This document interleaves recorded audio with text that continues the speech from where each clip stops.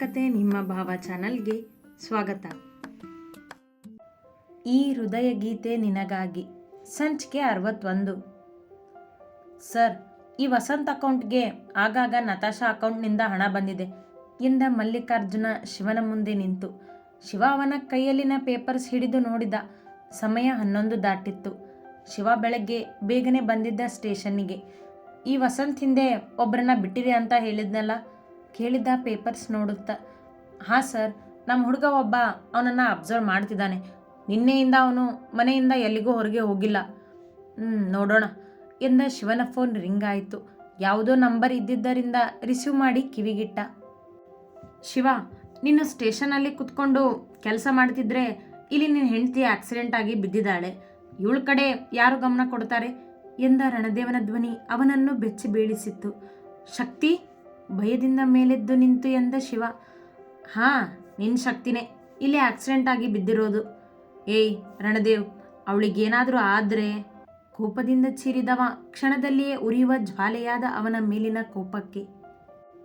ಏನಾದರೂ ಆದರೆ ಅಲ್ಲ ಶಿವ, ಏನೋ ಆಗಿದೆ ನೋಡು. ತುಂಬ ಜನ ಸೇರಿದ್ದಾರೆ. ಮೇ ಬಿ ಅವಳು ಉಸಿರು ಎಂದು ಜೋರಾಗಿ ನಕ್ಕ ರಣದೇವ್ ಶಿವನನ್ನು ಬೇಕೆಂದೇ ಕೆಣಕಿ. ಹಿಂದಿನ ದಿನ ಟ್ರಾಫಿಕ್ನಲ್ಲಿ ಶಿವ ರಣದೇವನನ್ನು ಕೆಣಕಿದ್ದನಲ್ಲ, ಹಾಗಾಗಿ ಸುಮ್ಮನಿರದ ರಣದೇವ್ ಶಿವನನ್ನು ಕೆರಳಿಸುವ ಆಟಕ್ಕಿಳಿದಿದ್ದ.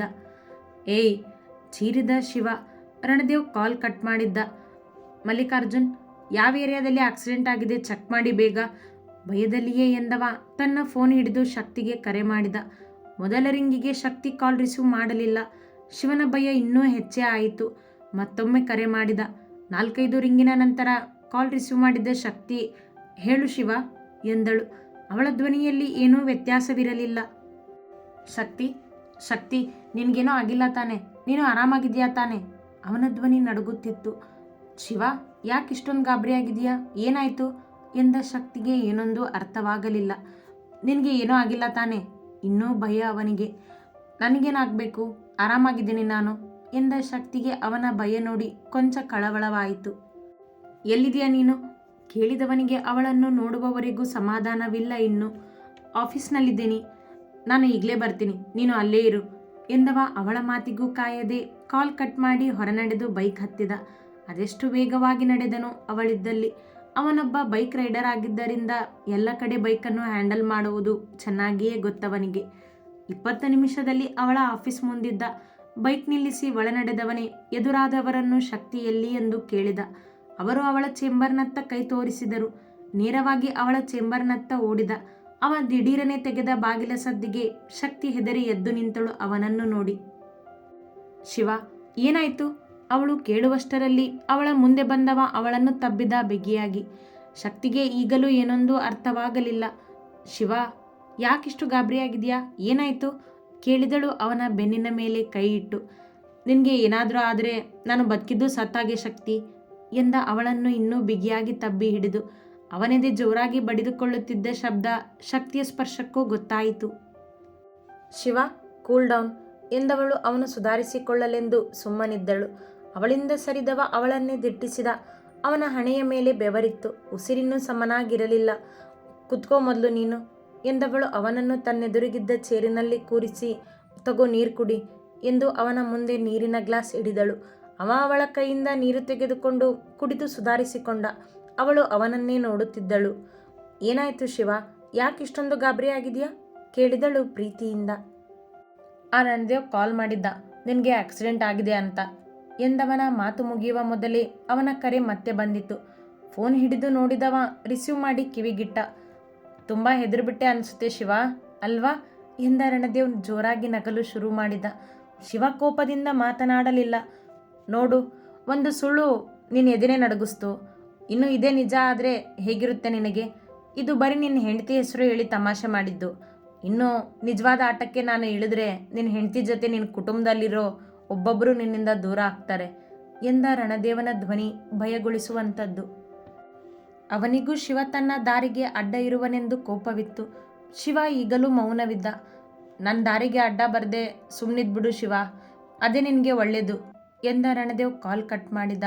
ಶಿವ ಫೋನ್ ಟೇಬಲ್ ಮೇಲಿಟ್ಟು ತನ್ನ ಕೈಗಳಿಂದ ಮುಖ ಮುಚ್ಚಿದ. ಅವನ ಸ್ಥಿತಿ ನೋಡಿದ ಶಕ್ತಿ ತನ್ನ ಚೇರೆ ಎಳೆದು ಅವನ ಪಕ್ಕದಲ್ಲಿ ಕುಳಿತಳು.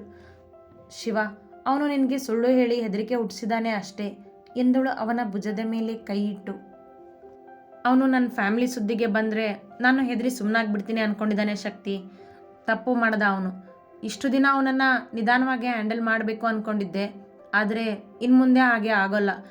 ನಿನ್ನ ಬಗ್ಗೆ ಸುಳ್ಳು ಹೇಳಿದ್ದಕ್ಕೆ ಅವನು ನನಗೆ ಬೆಲೆ ಕೊಡಲೇಬೇಕು. ನನ್ನ ಫ್ಯಾಮಿಲಿ ಸುದ್ದಿಗೆ ಬಂದರೆ ಏನಾಗುತ್ತೆ ಅನ್ನೋದರ ಒಂದು ಝಲಕ್ ನಾನು ಅವನಿಗೆ ತೋರಿಸಲೇಬೇಕು ಎಂದ ಶಿವ ಮುಖ ಮುಚ್ಚಿಯೇ. ಅವನ ಕೋಪ ವಿಪರೀತವಾಗಿತ್ತು. ಅದನ್ನು ಸಂಭಾಳಿಸುತ್ತಿದ್ದ. ಶಿವ, ನೀನಾಗಿ ಅವನ ಸುದ್ದಿಗೆ ಹೋಗಿ ಯಾಕೆ ತೊಂದರೆ ಮಾಡ್ಕೋತೀಯ ಎಂದಳು ಅವನನ್ನೇ ನೋಡುತ್ತಾ. ಅವ ಮುಂದೆ ಮಾತನಾಡುವ ಮೊದಲು ಬಾಗಿಲ ಸದ್ದಾಯಿತು. ಶಕ್ತಿ ತಿರುಗಿ ನೋಡಿದಳು. ಶಿವ ತಲೆ ಎತ್ತಿದ. ಅವಳ ಆಫೀಸಿನ ಕ್ಲರ್ಕ್. ಅವ ಮಾತನಾಡುವ ಮೊದಲೇ ಆಮೇಲೆ ಬನ್ನಿ, ನಾನೇ ಕರಿತೀನಿ ಎಂದು ಅವರನ್ನು ಹಾಗೆಯೇ ಕಳುಹಿಸಿದಳು ಶಕ್ತಿ.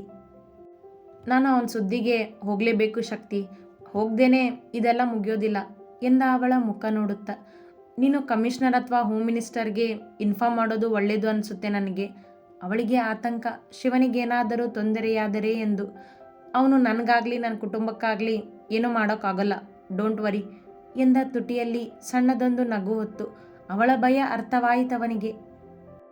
ಭಯ ಇದ್ದೇ ಇರುತ್ತೆ ಶಿವ, ನನ್ನ ಮುಂದೆ ಇಲ್ದಿರೋ ಭಯ ಅವನ ಮುಂದೆ ಯಾಕೆ ಸಪ್ಲೈರ್ ಹೆಂಡ್ತಿ ಎಂದವ ಈಗ ಆರಾಮಾಗಿ ಕುಳಿತ ಚೇರಿನಲ್ಲಿ. ಹೇಳಿದ್ನಲ್ಲ ಭಯ ಇದ್ದೇ ಇರುತ್ತೆ ಅಂತ. ನಾನು ಇಲ್ದಿದ್ರೆ ನೀನು ಹೇಗೆ ಇರೋಕ್ಕಾಗೋದಿಲ್ವೋ ಹಾಗೆ ನನಗೂ ನೀನು ಇಲ್ದಿದ್ರೆ ಇರೋಕ್ಕಾಗೋದಿಲ್ಲ. ನನಗೇನಾದರೂ ಆಗಿದ್ರೆ ಅಂತ ನೀನು ಹೇಗೆ ಭಯದಿಂದ ಓಡಿ ಬಂದೆ ನೋಡು, ಹಾಗೆ ನನಗೂ ನಿನಗೇನಾದರೂ ಆದರೆ ಅಂತ ಭಯ ಇದೆ. ಅವನನ್ನೇ ನೋಡುತ್ತಾ ಎಂದವಳು ಅವನ ಜೊತೆ ವಾದಕ್ಕಿಳಿದಳು. ನಿನ್ನ ಜೊತೆ ಮಾತು ಬೇಕಾಗಿಲ್ಲ, ನಿನ್ನನ್ನು ನೋಡೋದಕ್ಕೂ ಇಷ್ಟ ಇಲ್ಲ ಅಂತಿದ್ದ ಶಕ್ತಿ ಈಗ ನನ್ನನ್ನು ಬಿಟ್ಟಿರೋಕ್ಕಾಗೋದಿಲ್ಲ ಅಂತಿದ್ದಾಳೆ ಎಂದ ತಮಾಷೆ ಮಾಡುವಂತೆ. ಏನು ಮಾಡೋದು, ಸಹವಾಸ ಹಾಗಾಗಿದೆ ನಿಂದು, ಬಿಟ್ಟಿರೋಕ್ಕಾಗದೇ ಇರೋ ಅಷ್ಟು ನಾಟಕೀಯವಾಗಿ ಎಂದಳು. ಅಷ್ಟೊಂದು ಪ್ರೀತಿ ಇದ್ದರೆ ಒಂದು ಮುತ್ತು ಕೊಡು. ಸಂದರ್ಭವೇ ಬದಲಾಯಿತು ಅಲ್ಲಿ ಅವನ ಮಾತುಗಳಿಂದ. ನನಗೆ ಏನಾಗಿದೆಯೋ ಅಂದ್ಕೊಂಡು ಓಡಿ ಬಂದೆ ನೋಡು, ಖುಷಿಯಾಯಿತು ನಿನ್ನ ಪ್ರೀತಿ ನೋಡಿ ಎಂದವಳು ಅವನ ಮಾತಿಗೆ ಉತ್ತರಿಸಲೇ ಇಲ್ಲ. ಇದೇ ಖುಷಿಯಲ್ಲಿ ಒಂದು ಮುತ್ತು ಕೊಡು ಮತ್ತೆ ನೇರವಾಗಿ ಕೇಳಿದ. ಅತಿ ಆಯಿತು ಸಪ್ಲೈಯರ್ ನಿಂದು, ಇದು ಆಫೀಸ್ ನಾಚುತ್ತಾ ಎಂದವಳು ಮೇಲೆದ್ದಳು. ಏನೋ ಇಲ್ಲಿವರೆಗೂ ಓಡ್ಕೊಂಡು ಬಂದಿದ್ದಕ್ಕೆ ಏನಾದರೂ ಗಿಫ್ಟ್ ಸಿಗುತ್ತೇನೋ ಅಂತ ಕೇಳಿದೆ ಎಂದ ಕುಳಿತಲ್ಲಿಯೇ ಅವಳನ್ನು ನೋಡುತ್ತಾ. ಅವಳು ಅವನತ್ತ ತಿರುಗಿ ನೋಡಿದಳು ಅವನ ತುಂಟತನದ ಮಾತುಗಳಿಗೆ. ಇದು ಆಫೀಸ್ ಸರ್, ಇಲ್ಲಿ ನಮ್ಮ ಕಣ್ಣುಗಳಿಗಿಂತ ಬೇರೆ ಕಣ್ಣುಗಳಿವೆ ಎಂದವಳು ಮೇಲೆ ಮೂಲೆಯಲ್ಲಿದ್ದ CC ಕ್ಯಾಮ್ರಾ ತೋರಿಸಿದಳು ಅವನಿಗೆ ಸನ್ನೆಯಲ್ಲಿಯೇ. ಇರಲಿ ಬಿಡು ಶಕ್ತಿ, ನೀನೇನು ಸಿಗದೆ ಇರೋದಿಲ್ವಲ್ಲ ಎಂದವ ಮೇಲೆದ್ದ ಹೊರಡಲು. ಹೋಗ್ತಿದೀಯಾ ಕೇಳಿದಳು ಅವ ಎದ್ದು ನಿಂತಿದ್ದಕ್ಕೆ. ಹಾಂ, ಮತ್ತೇನು ಮಾಡೋದು, ಕೇಳಿದ್ದು ಸಿಗೋದಿಲ್ಲ ಅಂದಮೇಲೆ. ಸಂಜೆ ಸಿಗ್ಬೋದಲ್ಲ ಎಂದಳು ಅವನು ಮನೆಗೆ ಬೇಗ ಬರಲಿ ಎಂಬ ಅರ್ಥದಲ್ಲಿ. ಯಾಕೆ, ಮುತ್ತು ಕೊಡೋದಕ್ಕೂ ಮುಹೂರ್ತ ಬೇಕಾ? ಅವ ಬೇರೆಯ ಅರ್ಥ ತಿಳಿದುಕೊಂಡ. ಶಿವ ನಾಚಿಕೆಯಿಂದ ನಗುತ್ತಾ ಅವನ ಹೆಸರನ್ನು ಕರೆದವಳು. ನಾನು ಹೇಳಿದ್ದು ನೀನು ಬೇಗ ಮನೆಗೆ ಬಾ ಅಂತ ಎಂದಳು ಅವನ ಸನಿಹಕ್ಕೆ 2 ಹೆಜ್ಜೆ ಇಟ್ಟು. ಮಾಡೋ ಕೆಲಸ ಬಿಟ್ಟು ಬಂದಿದ್ದೀನಿ ಸಪ್ಲೈಯರ್ ಹೆಂಡ್ತಿ ನಾನು. ಬೇಗ ಬರೋದು ಆಗುತ್ತೋ ಇಲ್ವೋ ಗೊತ್ತಿಲ್ಲ, ಆದರೂ ಟ್ರೈ ಮಾಡ್ತೀನಿ, ನೋಡೋಣ. ಈಗ ಸಿಗದೆ ಇರೋ ಗಿಫ್ಟ್ ಸಂಜೆ ಸಿಗ್ಬೋದೇನೋ ಅವಳನ್ನು ನೋಡುತ್ತಾ ಎಂದವ ಹೊರ ನಡೆದ. ಶಕ್ತಿ ಖುಷಿಯಲ್ಲಿ ತೇಲಿದಳು ಅವನ ಮುದ್ದಾದ ಮಾತುಗಳಿಗೆ. ಸರ್, ಇದನ್ನ ನೋಡಿ, ಇದು ನತಾಶಾ ಪೋಸ್ಟ್ ಮಾರ್ಟಮ್ ರಿಪೋರ್ಟ್ ಎಂದ ಮಲ್ಲಿಕಾರ್ಜುನ ಶಿವನ ಮುಂದೆ ಪೇಪರ್ಸ್ ಹಿಡಿದ. ಅವನಿಗೆ ರಿಪೋರ್ಟ್ ನೋಡಿ ಆಶ್ಚರ್ಯವಾಗಿತ್ತು. ಏನಿದೆ ಅಂಥದ್ದು ಇದರಲ್ಲಿ ಎಂದ ಶಿವ ರಿಪೋರ್ಟ್ ನೋಡಿ ಶಾಕ್ ಆದ. ವಾಟ್, ನತಾಶಾ ಪ್ರೆಗ್ನೆಂಟ್ ಇದ್ರಾ ಎಂದವನಿಗೆ ತಲೆ ದಿಮ್ಮೆಂದಿತು. ಅವಳ ಸೂಸೈಡ್ ಎಂದಾಗ ಅದು ಕೊಲೆಯಾಗಿತ್ತು. ಈಗ ಅವಳು ಪ್ರೆಗ್ನೆಂಟ್ ಎಂದು ತಿಳಿದಾಗ ಅವಳ ಕೊಲೆಯ ಕೇಸ್ ಹೊಸ ತಿರುವು ಪಡೆದಂತೆನಿಸಿತು. ಹೌದು ಸರ್, ಆದರೆ ಅವ್ರ ಫ್ರೆಂಡ್ ಉಷಾ ಹೇಳಿದ್ರು ಅವರಿಗೆ ಹಾಗೆ ಯಾರೂ ಕ್ಲೋಸ್ ಇರಲಿಲ್ಲ ಅಂತ. ಮತ್ತೆ ಇದೆಲ್ಲ ಎಂದು ಯೋಚಿಸುತ್ತಾ ಇನ್ವೆಸ್ಟಿಗೇಷನ್ ಶುರು ಮಾಡಿದಾಗಿನಿಂದ ನಡೆದಿದ್ದ ಎಲ್ಲವನ್ನೂ ಒಮ್ಮೆ ನೆನಪಿಸಿಕೊಳ್ಳುತ್ತಾ ಕುಳಿತ. ತಕ್ಷಣ ನೆನಪಾಗಿದ್ದು ವಸಂತ್ ಪದೇ ಪದೇ ನತಾಶಾ ಮನೆಗೆ ಬಂದು ಹೋಗಿದ್ದು. ನತಾಶಾ ಮನೆಗೆ ವಸಂತ್ ಬಿಟ್ಟರೆ ಮತ್ತೆ ಯಾರೂ ಬರ್ತಿರ್ಲಿಲ್ಲ.